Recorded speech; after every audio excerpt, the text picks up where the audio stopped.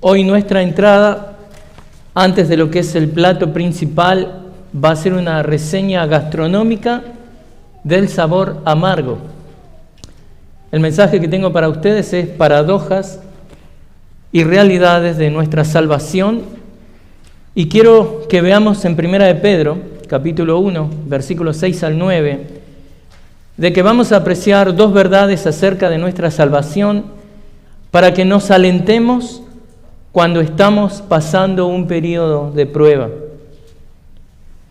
Y para presentarlo, quiero darles una presentando en esta sección. Así que, como les decía, la idea aquí es que 1 de Pedro 6 al 9 nos presenta, ahí en esta sección podemos apreciar dos verdades acerca de nuestra salvación para que nos alentemos cuando estamos pasando un periodo de prueba. Esas verdades de la salvación tienen que ser esa cosa tan dulce que nos ayude a pasar estos momentos amargos. Entonces veamos el primer punto, las paradojas de la salvación. Y eso lo vemos en los versículos 6 y 7. Y la primera paradoja es que los creyentes verdaderos se gozan de las pruebas. Los creyentes verdaderos se gozan de las pruebas. Para que no quede duda, déjeme explicar qué es una prueba. Y eso lo vemos en los versículos. Y en la expectativa y esperanza de herencia incorruptible que esperamos, nos gozamos en eso. Todas las bendiciones descritas en los versículos 3 al 5 son la razón por la que nos regocijamos grandemente. Y este verbo, si miran ahí, regocijan, habla de un gozo intenso. Esto es un gozo real, un gozo intenso, sino que está hablando de la aflicción y el dolor interno causado por las condiciones externas.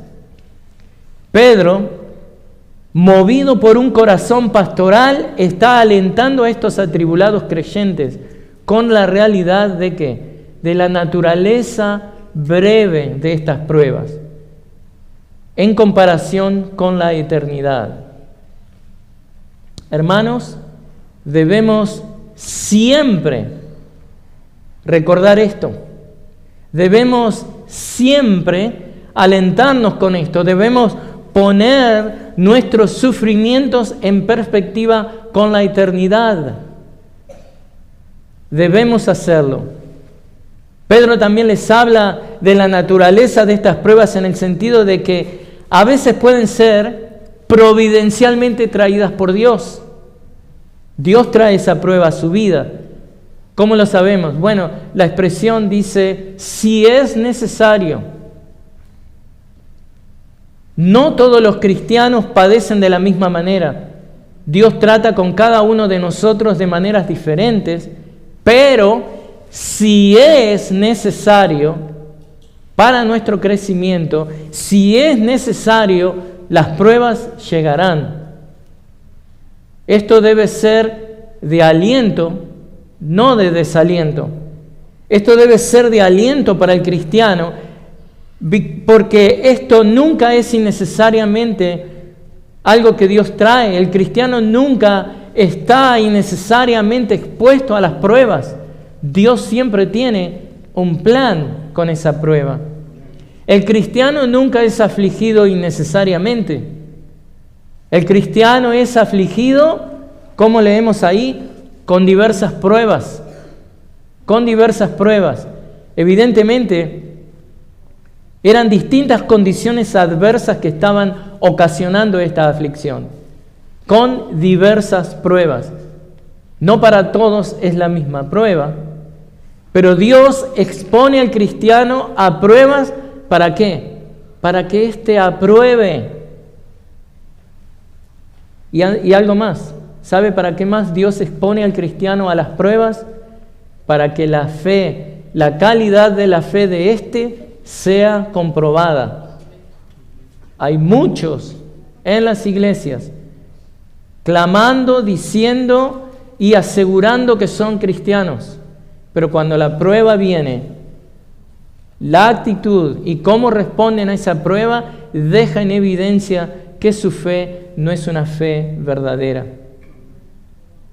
Vean el caso de Job, donde Dios es quien inicia esta prueba, algo contra Satanás, para mostrarle a Satanás que la fe que Dios le había dado a Job era una fe que resistía todas las pruebas.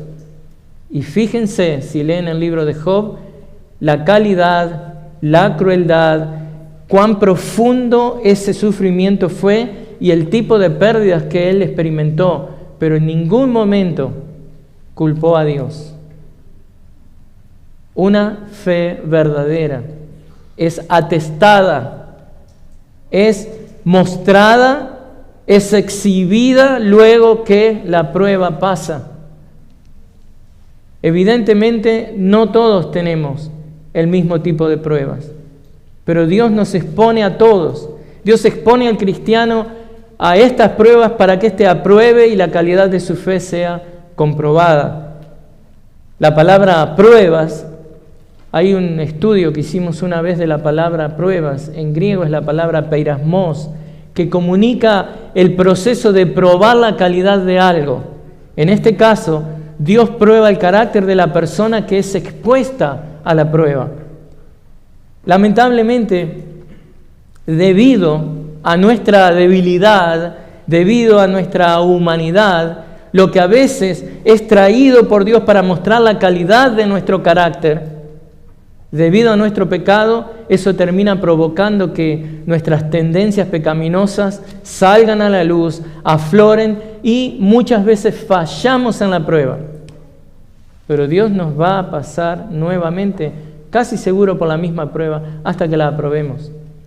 Porque Dios ya sabe la calidad de la prueba que Él nos dio, de la fe que Él nos dio, pero nosotros necesitamos saberlo también. Entonces, quiero hacer una aclaración, conforme hablo de esto, de que Dios nunca, pero nunca, tienta a nadie para pecar. Cuando Dios trae una prueba, Dios nunca tienta a nadie para pecar. Las pruebas que Dios trae son para que las aprobemos y así quede en evidencia la calidad de nuestra fe genuina. Por eso, otra paradoja que se nos presenta aquí en este versículo que estamos viendo es que cada vez que seamos probados, ¿qué debemos hacer? Debemos tomarlo como una oportunidad de adoración a Dios.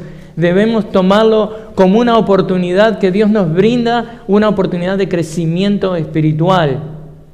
Y esto nos debe llevar a entender cuál es el propósito divino detrás de nuestras pruebas. Y esto lo vemos en el versículo 7. ¿Cuál es el propósito por el cual somos probados? Versículo 7 nos dice: para que la prueba de la fe de ustedes, más preciosa que el oro que perece, aunque probado por fuego, sea hallada que resulta en alabanza, gloria y honor en la revelación de Jesucristo. En este versículo, Pedro presenta el propósito de las pruebas, pero también describe cuál es el resultado escatológico de las mismas. Recuerdan, escatológico, de los tiempos finales, de los últimos días. Para comunicar esta verdad, el apóstol, ¿qué es lo que hace? Presenta una ilustración o una analogía que describe fielmente lo que cada uno de nosotros experimentamos, lo que cada cristiano experimenta cuando es probado en medio de esas circunstancias adversas.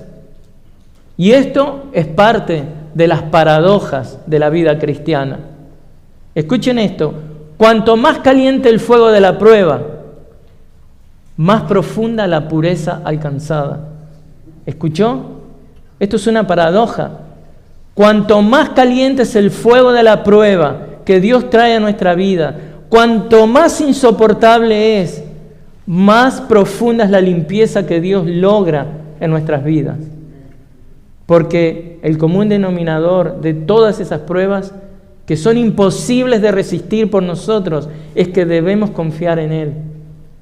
Dios está trabajando con nosotros, purificándonos a través del calor, del fragor de las pruebas que trae a nuestras vidas.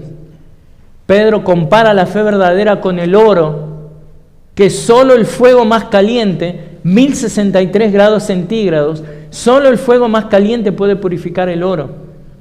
Lo fundiría después, por ejemplo, los refinadores extraen el plomo a 327 grados centígrados o la plata a 900 y 1000, pero para el oro 1063 grados centígrados.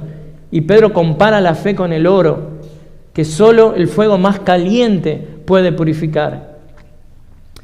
Ahora, otra aclaración que quiero hacer es que él habla de fuego, pero no necesariamente esto nos tiene que llevar a pensar que el fuego purificador del que él habla se refiere a las sangrientas persecuciones ejecutadas por el sangriento también emperador Nerón. A Nerón le encantaba el fuego. Miren lo que hacía: cubría a los cristianos, que los ponía en palos, ahí atados o atravesados sus cuerpos, los llenaba de este material negro que era combustible y los prendía a fuegos. Y él alumbraba ahí los jardines y le encantaba andar en caballo. Y bueno, pero no necesariamente la mención de Pedro de ese tipo de fuego significa que todos los cristianos están siendo expuestos a eso. Algunos cristianos en Roma sí experimentaron eso. Pero el fuego era un símbolo común de la aflicción, de la adversidad, del juicio. Y esto era tanto verdad como para los judíos, tanto la cultura judía usaba el fuego y tenía ese entendimiento del fuego, como también la cultura, helénica, los griegos. Por lo tanto, esto era algo, esta analogía que está usando Pedro del fuego, era algo que estos recipientes de la epístola podían comprender claramente. Había un filósofo de esos tiempos, Séneca, que era un filósofo secular del primer siglo, que escribió lo siguiente: el fuego prueba el oro, la aflicción prueba a los hombres fuertes. O sea, la cultura conocía esta analogía del fuego para probar el carácter del hombre. Pero esa misma metáfora la encontramos en varios lugares de la Escritura. Salmo 66:10 dice: porque tú nos has probado, oh Dios, nos has refinado como se refina la plata. O el Proverbio 17:3 dice: el crisol es para la plata y el horno para el oro, pero el Señor prueba los corazones. ¿Ven? Es la misma idea, el mismo principio. Zacarías 13:9 dice: los refinaré como se refina la plata y los probaré como se prueba el oro. Invocarán mi nombre y yo les responderé. Diré: ellos son mi pueblo, y ellos dirán: el Señor es mi Dios. Ser probado, en definitiva, ¿qué podemos decir? Que es una bendición. En otras palabras, Pedro está alentando a sus lectores de que, contrariamente al oro, que si bien refinado por el fuego no deja de estar destinado a perecer en el fuego final, contrariamente al oro, la fe de los creyentes, más preciosa que el oro, será preservada y resultará que en alabanza eterna por la obra salvífica que Dios nos ha dado. Gloria a Dios, y gloria a Dios por las pruebas. La fe cristiana genuina es más valiosa que cualquier cosa que el mundo pueda ofrecer. ¿Cómo lo vemos? Miren, cuando dice la fe de ustedes, este es el centro de la preocupación de Pedro, no enfocándose en la doctrina que creen solamente, sino en la respuesta genuina que han tenido a la presentación del Evangelio de Cristo. La fe de ustedes. Con eso se refiere Pedro. ¿Cómo han respondido a este Evangelio que les fue presentado? En eso se refiere a la fe de ustedes. Con estas palabras Pedro especifica el resultado de cuando esa fe sea revelada en el tiempo final también. ¿Cuándo dice eso? Cuando dice que esta fe sea hallada que resulta en alabanza, gloria y honor. Entonces, ¿por qué sabemos esto? ¿Y cuándo es que esos creyentes que ahora están siendo probados en su fe, van a escuchar esas palabras en los tiempos finales. Bueno, Mateo 25, 21, a ver si les suena un poco conocido. Su Señor le dijo: bien, siervo bueno y fiel, en lo poco fuiste fiel, sobre mucho te pondré, entra en el gozo de tu Señor. Esas son las palabras que queremos escuchar. Es ese mismo día que Pablo nos invita a esperar, absteniéndonos de hacer juicios prematuros. Pablo nos dice esto: esperen ese día para escuchar las palabras del Señor. 1 Corintios 4:5 dice: por tanto, no juzguen antes de tiempo, sino esperen hasta que el Señor venga, el cual sacará a la luz las cosas ocultas en las tinieblas y también pondrá de manifiesto los designios de los corazones. Entonces, en ese tiempo final, cada uno recibirá de parte de Dios la alabanza que le corresponda. Y este versículo que Pedro está escribiendo acá, el versículo 7, con esto que dice de la fe de ustedes sea hallada en alabanza, gloria y honor, termina convirtiéndose en una gran transición para nuestro segundo punto que vamos a ver ahora, que tiene que ver con la relación que tenemos con Cristo, pero también la relación que tenemos con la fe que Dios nos ha dado. Entonces vamos al segundo punto, las realidades de la salvación. Acabamos de ver las paradojas y ahora vamos a ver las realidades de nuestra salvación, porque en 1 de Pedro 6:9 apreciamos dos verdades acerca de nuestra salvación. ¿Para qué? Para que nos alentemos cuando estamos pasando un periodo de prueba. Esa es la idea. El regocijo cristiano en medio de la angustia solo puede explicarse por las relaciones que nos sostienen con Dios. ¿Cuáles son esas relaciones? Bueno, de acuerdo a Pedro, estas relaciones son las que mantenemos con Cristo, versículo 8, y la relación que mantenemos con respecto a lo que es la salvación que se nos ha otorgado, versículo 9. Estas son las dos realidades de la salvación que nos mantienen en una actitud vibrante a pesar de las pruebas, a pesar de los sufrimientos, a pesar de las persecuciones, de las hostilidades. Estas realidades de la salvación nos mantienen vibrantes y todavía esperanzados. La relación que mantenemos con nuestro Señor Jesucristo, Pedro en este caso aquí la expresa de dos maneras. Por un lado, primero empieza expresando, digamos, esas cosas negativas, expresándolo de manera negativa. ¿En qué sentido de manera negativa? Porque él dice acerca de Cristo y la relación con los creyentes, a quien sin haber visto y a quien ahora no ven, o sea, dos cosas que no son positivas. En un sentido, nosotros podemos identificarnos plenamente con la realidad de estos creyentes en Asia Menor. Nosotros, como ellos, no hemos visto a Cristo. Tal vez algunos pocos de esos cristianos del primer siglo a los que Pedro le está escribiendo habían visto a Jesús.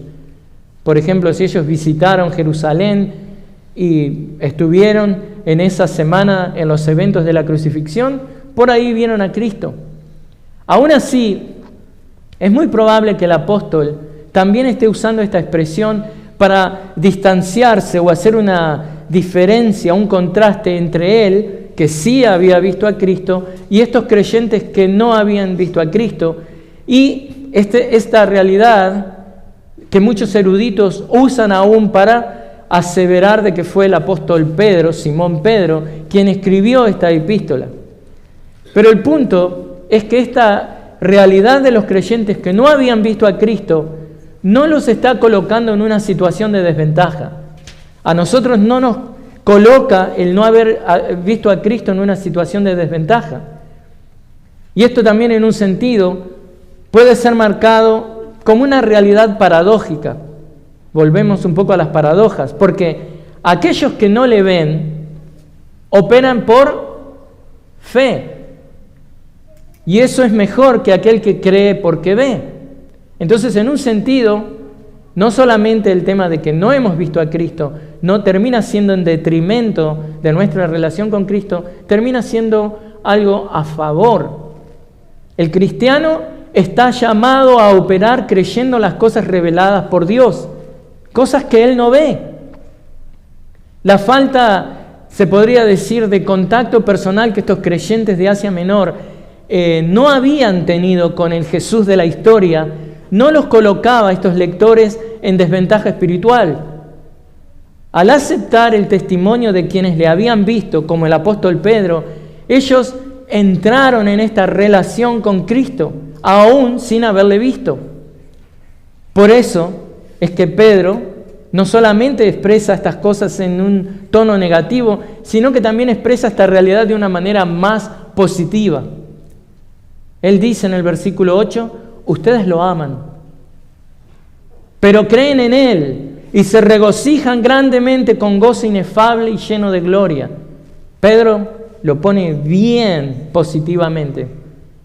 Estas realidades de la salvación de ellos es lo que los hace que amar a aquel que no ven, creer en aquel y regocijarse grandemente con gozo inefable y lleno de gloria.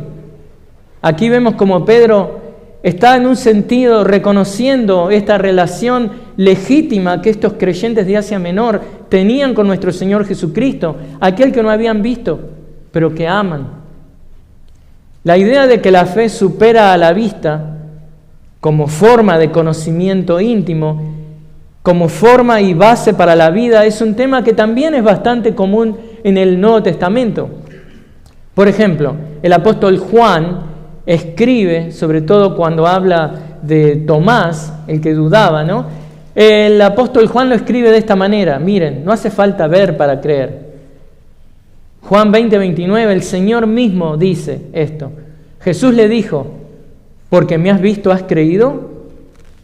Dichosos los que no vieron y sin embargo creyeron.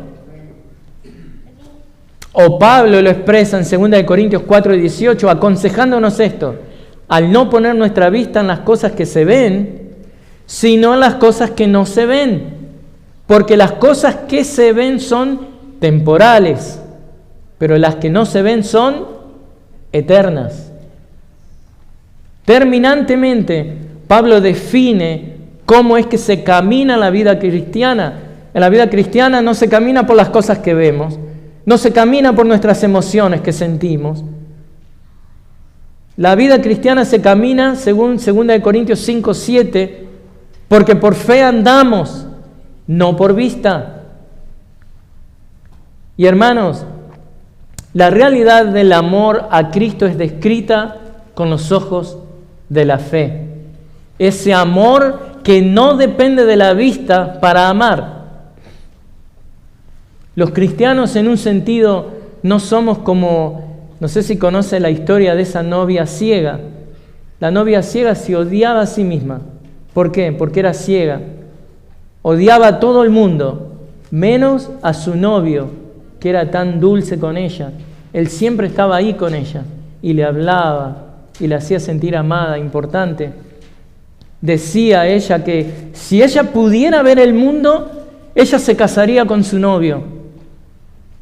Y un día alguien le donó un par de ojos y entonces pudo verlo todo, incluido a su novio. Y su novio le preguntó, ahora que puedes ver el mundo, ¿quieres casarte conmigo? La chica se sorprendió al ver que su novio también era ciego y se negó a casarse con él. Su novio se marchó llorando y más tarde le escribió una carta diciendo, cuida de mis ojos, cariño. El mismo novio que le dio los ojos fue rechazado. Hay gente que ama solamente si ve. Pero contrariamente a esta historia, los cristianos no han visto físicamente a Cristo, pero lo ven con los ojos de la fe. Y ellos saben que Cristo ha dejado mucho más que sus ojos por ellos. Él ha dejado su vida.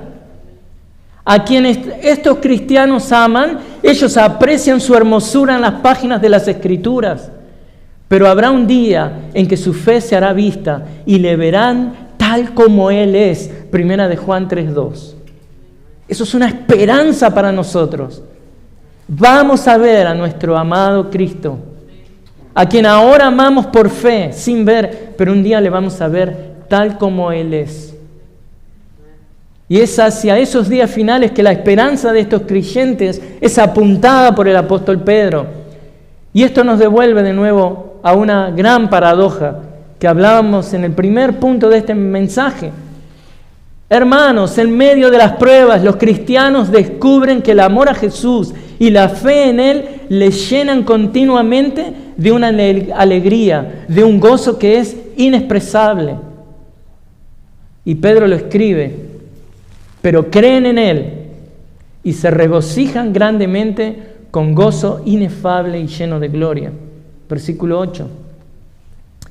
Pero ahora, en el versículo 9, podemos apreciar la razón de por qué estos creyentes están gozosos a pesar de las circunstancias. La realidad de su relación con Cristo es lo que les permite disfrutar una salvación que es de tiempo presente, no solamente es del futuro, no solamente en el pasado cuando fuimos salvados, es algo en el tiempo presente, iniciada en el pasado y con bendiciones futuras, pero veamos lo que dice Pedro, obteniendo, versículo 9, como resultado de su fe, la salvación de sus almas.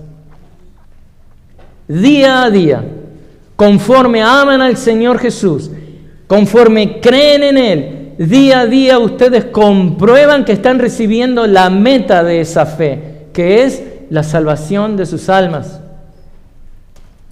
Y aclaremos que cuando dice alma, se está refiriendo a alma y espíritu, no solamente al espíritu interior. Recordemos que en el tiempo final nuestro cuerpo será resucitado y transformado y siendo alma y espíritu disfrutaremos la salvación eterna ganada por Cristo. Por eso, pregunta congregación, ¿cómo no estar gozosos aún en medio del sufrimiento? ¿En dónde está arraigada su esperanza? ¿En dónde está arraigado su gozo? ¿Cuál es la realidad en la que está edificada su vida? ¿Está edificada en la fe en aquel a quien no ve pero ama? Si usted está buscando gozo y paz en algo terrenal, se está condenando a vivir en un constante viaje de montaña rusa espiritual. Subirá y bajará precipitadamente conforme sus altibajos emocionales y anímicos lo empujan hacia arriba o hacia abajo. Esto no tiene nada que ver con la salvación a la que ha sido llamado en Cristo. Las paradojas y las realidades de nuestra salvación están arraigadas en la gran salvación que Dios nos ha dado en Cristo y en la herencia futura que tenemos en Él. Esta realidad espiritual que el mundo no puede tocar permite que no haya pérdida material o circunstancia adversa que nos pueda apartar de Cristo. Y esto es una raíz y eso debería ser un motivo de gran gozo. Con esta alegría exuberante podemos afrontar el sufrimiento cristiano sabiendo que Dios utiliza estas pruebas para prepararnos a obtener nuestra salvación futura.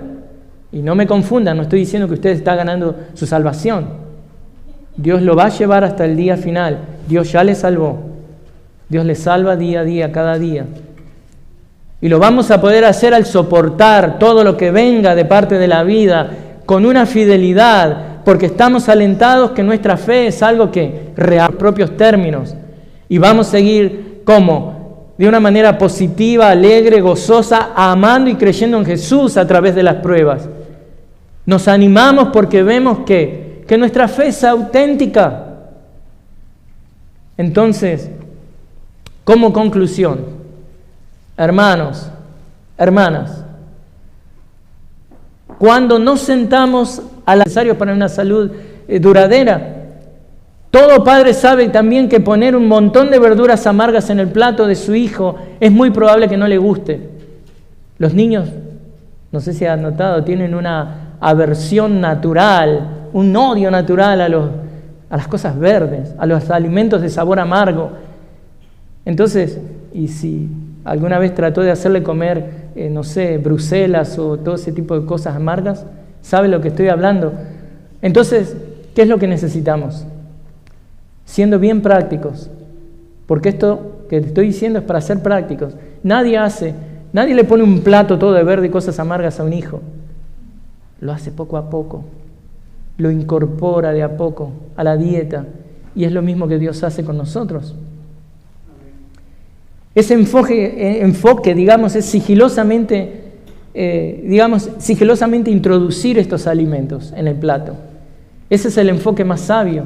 Y en un sentido podemos usar esta analogía también para entender que nuestro amado Padre Celestial nos proveerá que nos alimentemos de algunas experiencias amargas, a modo de balancear nuestra dieta.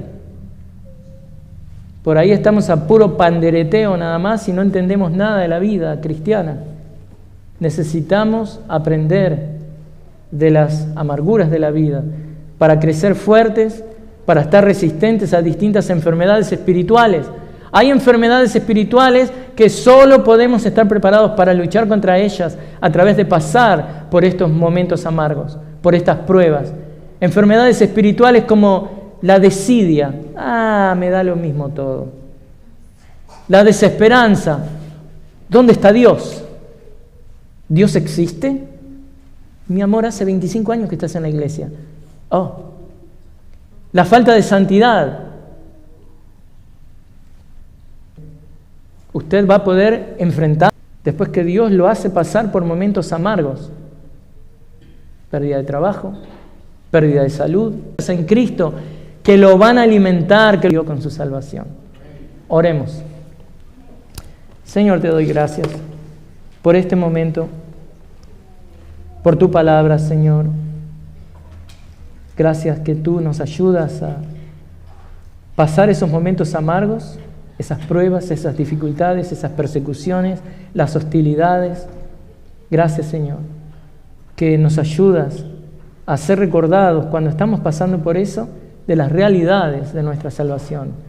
Oh, cuánta dulzura, cuántas cosas agradables, alentadoras, que nos llenan de vigor y energía, pensando en esa salvación eterna y el verte cara a cara, Señor, tal como tú eres. Gracias, Señor. Sigue purificándonos, sigue exponiéndonos a las pruebas, Señor, para fortalecernos, para dejar a un lado la desidia, la falta de santidad, dejar a un lado, Señor, esas actitudes que no te glorifican. Te lo pedimos, Padre, en el nombre de nuestro amado Señor Jesucristo. Amén.